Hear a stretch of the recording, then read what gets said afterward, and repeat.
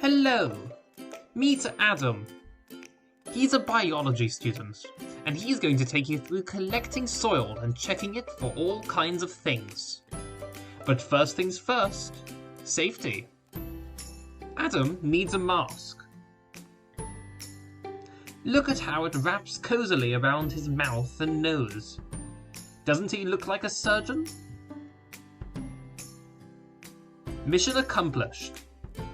Next, a lab coat. Don't forget to fully button up. Now what about his eyes? Not to worry, he's got them covered with a pair of goggles. Just one more piece of clothing before we can step into the lab to run our tests. We hope they're not too small. Now Adam can enter the lab to start his tests.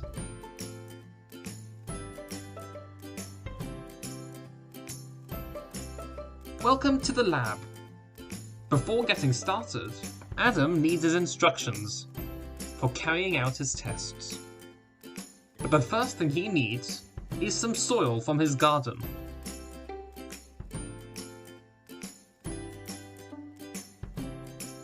Success! Once we have some soil, we need to keep some extra stock in case we need to test the soil again or Adam makes a mistake. Put the soil in a fridge at 4 degrees Celsius, just like your fridge at home.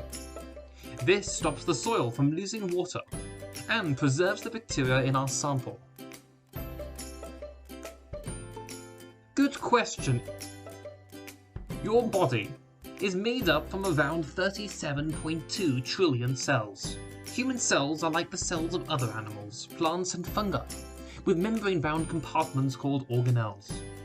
All bacteria, however, are single-celled and have no such organelles like nuclei. They're some of the oldest life on the planet, and they're everywhere. On your skin, in your intestines and in the soil. And just as there are different species of animal and plant, there are lots of different types of bacteria too, which can produce unique chemicals. We need to check the soil for different bacteria, because they tell us about how diverse it is, and about possible new chemicals we can extract from them. But now we have our soil, and a backup just in case, we need to extract the DNA from the soil we have. To do this, Adam will measure out some soil into a white dish called a weighing boat, and pop it into a balance. Like measuring flour, but far more accurate and not for making cake, unless that cake contains soil. Notice how he keeps everything recorded in a notebook for future reference.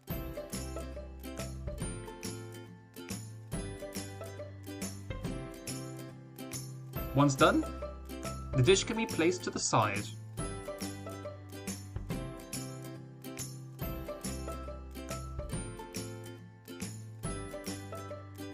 Great question. DNA is a remarkable molecule found in all living organisms. It's about 45,000 times thinner than a single human hair. If you stretched out the DNA of a single cell, you'd have around 2 meters of it. The same distance for social distancing, in fact. DNA is made from an alphabet of just 4 bases: A, T, and C and G. A pairs with T and C pairs with G. DNA can be arranged into genes that provide the blueprint for proteins, which control most of the functions in human cells and the cells of other plants, fungi, and all other life on the planet. Now, for our DNA extraction, every living thing is related to every other living thing, whether distantly, like humans and bacteria, or closely, humans and chimpanzees. We can use this relatedness to compare different orders of A, T, C, G in our DNA, and find out what species we have, without checking them under a microscope.